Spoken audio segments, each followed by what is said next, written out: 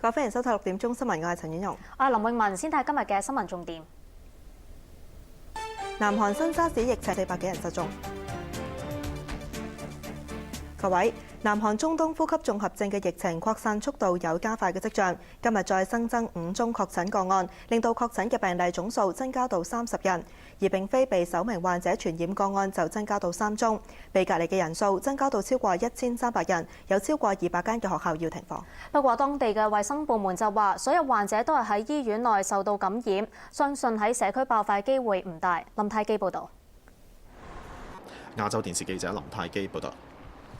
喺本港，食物及衛生局局長高永文呼籲市民若果去南韓，避免去任何嘅醫療機構，又話暫時未有需要提升對當地嘅旅遊警示級別。疑似病徵都會即刻界定為懷疑個案。長和主席李嘉誠話：政改方案不獲通過嘅話，所有人都係輸家。希望泛民議員能夠為香港嘅福祉着想，認真思考投票取態。范樂恆報導。亞洲電視記者范樂恆報導。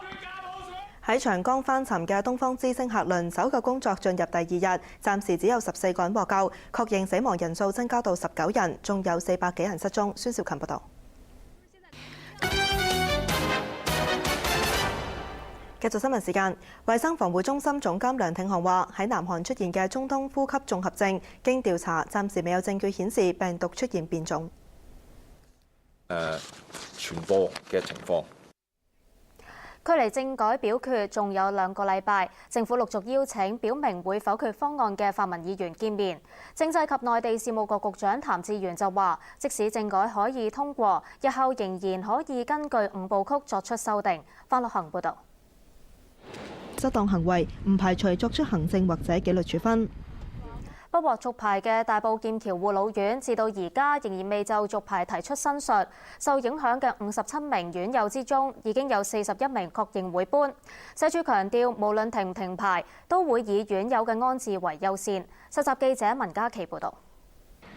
亞洲電視記者文嘉琪報導。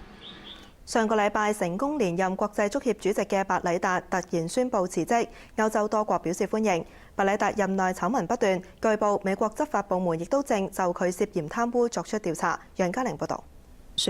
亞洲電視記者楊嘉玲報導。各位新聞報導員，再會。